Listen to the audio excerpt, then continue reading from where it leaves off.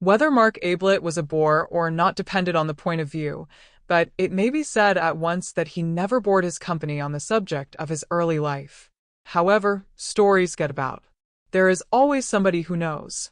It was understood in this, anyhow, on Mark's own authority that his father had been a country clergyman. It was said that, as a boy, Mark had attracted the notice and patronage of some rich old spinster of the neighborhood who had paid for his education, both at school and university. At about the time when he was coming down from Cambridge, his father had died, leaving behind him a few debts as a warning to his family and a reputation for short sermons as an example to his successor. Neither warning nor example seems to have been effective. Mark went to London with an allowance from his patron, and it is generally agreed, made acquaintance with the moneylenders. He was supposed, by his patron and any others who inquired, to be writing, but what he wrote, other than letters asking for more time to pay, has never been discovered. However, he attended the theatres and music halls very regularly, no doubt with a view to some serious articles in The Spectator on the decadence of the English stage. Fortunately, from Mark's point of view, his patron died during his 3rd year in London and left him all the money he wanted. From that moment his life loses its legendary character and becomes more a matter of history. He settled accounts with the moneylenders, abandoned his crop of wild oats to the harvesting of others, and became in his turn a patron. He patronized the arts. It was not only usurers who discovered that Mark Ablett no longer wrote for money. Editors were now offered free contributions as well as free lunches. Publishers were given agreements for an occasional slender volume, in which the author paid all expenses and waived all royalties. Promising young painters and poets dined with him, and he even took a theatrical company on tour, playing host and lead with equal lavishness. He was not what most people call a snob. A snob has been defined carelessly as a man who loves a lord, and more carefully, as a mean lover of mean things, which would be a little unkind to the peerage if the first definition were true. Mark had his vanities undoubtedly, but he would sooner have met an actor-manager than an earl. He would have spoken of his friendship with Dante had that been possible more glibly than of his friendship with the Duke. Call him a snob if you like, but not the worst kind of snob, a hanger-on, but to the skirts of art, not society, a climber, but in the neighborhood of Parnassus, not Hay Hill. His patronage did not stop at the arts. It also included Matthew Cayley, a small cousin of 13, whose circumstances were as limited as had been Mark's own before his patron had rescued him. He sent the Cayley cousin to school and Cambridge. His motives, no doubt, were unworldly enough at first, a mere repaying to his account in the recording angel's book of the generosity which had been lavished on himself, a laying up of treasure in heaven. But it is probable that, as the boy grew up, Mark's designs for his future were based on his own interests as much as those of his cousin, and that a suitably educated Matthew Cayley of 23 was felt by him to be a useful property for a man in his position, a man, that is to say, whose vanities left him so little time for his affairs. Cayley, then, at 23, looked after his cousin's affairs. By this time Mark had bought the Red House and the considerable amount of land which went with it. Cayley superintended the necessary staff. His duties, indeed, were many. He was not quite secretary, not quite land agent, not quite business advisor, not quite companion, but something of all four. Mark leaned upon him and called him K, objecting quite rightly in the circumstances to the name of Matthew. K, he felt, was, above all, dependable, a big, heavy-jawed, solid fellow, who didn't bother you with unnecessary talk, a boon to a man who liked to do most of the talking himself. Cayley was now 28, but had all the appearance of 40, which was his patron's age. Spasmodically they entertained a good deal at the Red House, and Mark's preference, call it kindliness or vanity, as you please, was for guests who were not in a position to repay his hospitality. Let us have a look at them as they came down to that breakfast, of which Stevens, the parlour-maid, has already given us a glimpse. The first to appear was Major Rumbold, a tall, grey-haired, grey-moustached, silent man, wearing a Norfolk coat and grey flannel trousers, who lived on his retired pay and wrote natural history articles for the papers. He inspected the dishes on the side table, decided carefully on kedgeree, and got to work on it. He had passed on to a sausage by the time of the next arrival. This was Bill Beverly, a cheerful young man in white flannel trousers and a blazer. "Hello, Major," he said as he came in. "How's the gout?" "It isn't gout," said the Major gruffly. "Well, whatever it is." The Major grunted. "I make a point of being polite at breakfast," said Bill, helping himself largely to porridge. "Most people are so rude. That's why I asked you. But don't tell me if it's a secret. Coffee," he added, as he poured himself out a cup. "No, thanks. I never drink till I've finished eating." "Quite right, Major. It's only manners." He sat down opposite to the other. "Well, we've got a good day for our game. It's going to be dashed hot, but that's where Betty and I score. On the 5th green, your old wound, the one you got in that frontier skirmish in '43, will begin to trouble you. On the 8th, your liver, undermined by years of curry, will drop to pieces. On the 12th. Oh, shut up, you ass. Well, I'm only warning you. Hello? Good morning, Miss Norris. I was just telling the Major what was going to happen to you and him this morning. Do you want any assistance, or do you prefer choosing your own breakfast?" "Please don't get up," said Miss Norris. "I'll help myself. Good morning, Major." She smiled pleasantly at him. The Major nodded. "Good morning. Going to be hot." "As I was telling him," began Bill. "That's where hello. Here's Betty." "Morning, Kaylee." Betty Calladine and Kaylee had come in together. Betty was the 18-year-old daughter of Mrs. John Calladine, widow of the painter, who was acting hostess on this occasion for Mark. Ruth Norris took herself seriously as an actress and, on her holidays, seriously as a golfer. She was quite competent as either. Neither the stage society nor Sandwich had any terrors for her. "By the way, the car will be round at 10.30, said Kaylee, looking up from his letters. "You're lunching there and driving back directly afterwards. Isn't that right?" "I don't see why we shouldn't have 2 rounds, said Bill hopefully. "Much too hot in the afternoon," said the Major. "Get back comfortably for tea." Mark came in. He was generally the last. He greeted them and sat down to toast and tea. Breakfast was not his meal. The others chattered gently while he read his letters. "Good God," said Mark suddenly. There was an instinctive turning of heads towards him. "I beg your pardon, Miss Norris." "Sorry, Betty." Miss Norris smiled her forgiveness. She often wanted to say it herself, particularly at rehearsals. "I say, Kay." He was frowning to himself, annoyed, puzzled. He held up a letter and shook it. "Who do you think this is from?"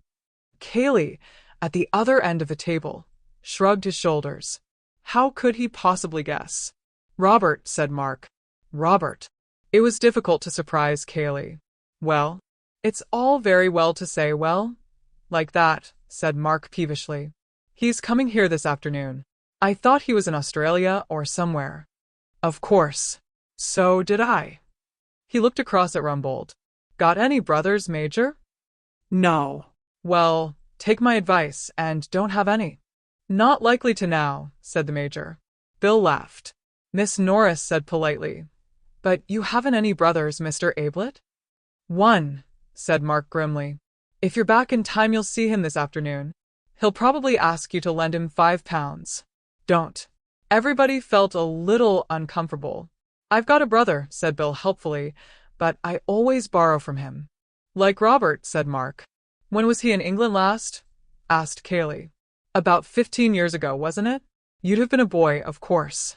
"Yes, I remember seeing him once about then, but I didn't know if he had been back since." "No. Not to my knowledge." Mark, still obviously upset, returned to his letter. "Personally," said Bill, "I think relations are a great mistake." "All the same," said Betty a little daringly, "it must be rather fun having a skeleton in the cupboard." Mark looked up, frowning. "If you think it's fun, I'll hand him over to you, Betty. If he's anything like he used to be, and like his few letters have been, well, Kay knows." Kaylee grunted. "All I knew was that one didn't ask questions about him." It may have been meant as a hint to any too curious guest not to ask more questions, or a reminder to his host not to talk too freely in front of strangers, although he gave it the sound of a mere statement of fact. But the subject dropped, to be succeeded by the more fascinating one of the coming foursome. Mrs. Calladine was driving over with the players in order to lunch with an old friend who lived near the links, and Mark and Kaylee were remaining at home on affairs. Apparently, affairs were now to include a prodigal brother. But that need not make the foursome less enjoyable. At about the time when the Major, for whatever reasons, was fluffing his tee shot at the 16th, and Mark and his cousin were at their business at the Red House, an attractive gentleman of the name of Anthony Gillingham was handing up his ticket at Woodham Station and asking the way to the village. Having received directions, he left his bag with the station master and walked off leisurely. He is an important person to this story, so that it is as well we should know something about him before letting him loose in it. Let us stop him at the top of the hill on some excuse and have a good look at him. The first thing we realize is that he is doing more of the looking than we are. Above a clean-cut, clean-shaven face, of the type usually associated with the Navy, he carries a pair of gray eyes which seem to be absorbing every detail of our person. To strangers this look is almost alarming at first, until they discover that his mind is very often elsewhere, that he has, so to speak, left his eyes on guard, while he himself follows a train of thought in another direction. Many people do this, of course, when, for instance, they are talking to one person and trying to listen to another, but their eyes betray them. Antony's never did. He had seen a good deal of the world with those eyes, though never as a sailor. When at the age of 21 he came into his mother's money, for £100 a year, old Gillingham looked up from the Stockbreeder's Gazette to ask what he was going to do. "See the world," said Antony. "Well, send me a line from America, or wherever you get to." "Right," said Antony. Old Gillingham returned to his paper. Antony was a younger son, and on the whole, not so interesting to his father as the cadets of certain other families, Champion Burkett's, for instance. But, then, Champion Burkett was the best Hereford bull he had ever bred. Antony, however, had no intention of going further away than London. His idea of seeing the world was to see, not countries, but people, and to see them from as many angles as possible. There are all sorts in London, if you know how to look at them. So Antony looked at them from various strange corners, from the viewpoint of the valet, the newspaper reporter, the waiter, the shop assistant. With the independence of £400 a year behind him, he enjoyed it immensely. He never stayed long in one job, and generally closed his connection with it by telling his employer, contrary to all etiquette as understood between master and servant, exactly what he thought of him. He had no difficulty in finding a new profession. Instead of experience and testimonials, he offered his personality and a sporting bet. He would take no wages the first month, and if he satisfied his employer, double wages the second. He always got his double wages. He was now 30. He had come to Waldheim for holiday because he liked the look of the station. His ticket entitled him to travel further, but he had always intended to please himself in the matter. Waldheim attracted him, and he had a suitcase in the carriage with him and money in his pocket. Why not get out? The landlady of the George was only too glad to put him up, and promised that her husband would drive over that afternoon for his luggage. "And you would like some lunch, I expect, sir." "Yes, but don't give yourself any trouble about it. Cold, anything you eat it." "What about beef, sir?" she asked, as if she had 100 varieties of meat to select from, and was offering him her best. "That will do splendidly. And a pint of beer." While he was finishing his lunch, the landlord came in to ask about the luggage. Antony ordered another pint, and soon had him talking. "It must be rather fun to keep a country inn," he said, thinking that it was about time he started another profession. "I don't know about fun, sir. It gives us a living, and a bit over." "You ought to take a holiday," said Antony, looking at him thoughtfully. "Funny thing you're saying that," said the landlord with a smile. "Another gentleman over from the Red House was saying that only yesterday. Offered to take my place and all." He laughed rumblingly. "The Red House?" "Not the Red House, Stanton." "That's right, sir. Stanton's the next station to Waldheim. The Red House is about a mile from here, Mr. Ablitz." Antony took a letter from his pocket. It was addressed from the Red House, Stanton, and signed Bill. "Good old Bill," he murmured to himself. "He's getting on." Antony had met Bill Beverly 2 years before in a tobacconist's shop. Gillingham was on one side of the counter and Mr. Beverly on the other. Something about Bill, his youth and freshness, perhaps, attracted Anthony, and when cigarettes had been ordered and an address given to which they were to be sent, he remembered that he had come across an aunt of Beverly's once at a country house.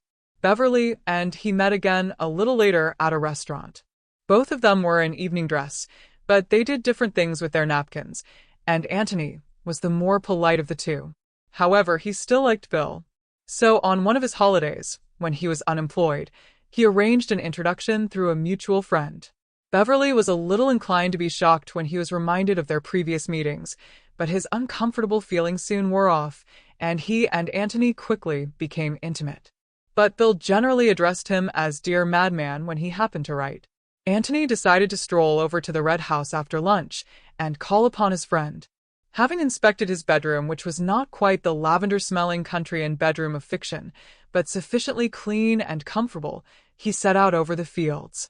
As he came down the drive and approached the old red brick front of the house, there was a lazy murmur of bees in the flower borders, a gentle cooing of pigeons in the tops of the elms, and from distant lawns the whir of a mowing machine, that most restful of all country sounds.